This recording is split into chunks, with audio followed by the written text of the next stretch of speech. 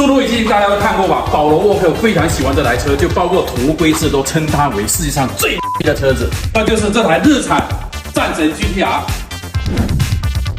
两门 V6 3.8 双涡轮增压，经典延长的4个大圆尾灯，座椅配重是50:50，前面是发动机，后面是变速箱。它能轮到我的手里，指定是有点毛病的，看到没有？这个刹车盘表面很多小裂纹，再加上刹车抖动。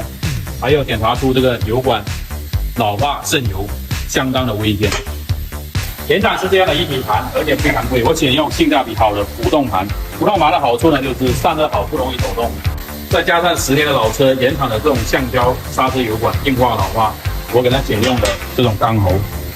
选用这种钢喉的好处呢，是可以用高标号的够5.1以上的刹车油。然后呢，踩刹车的时候会更直接，油管不容易膨胀。 当你的车出现高额维修费用的时候，会不会选择我这套高性价比的维修方案？私信告诉我。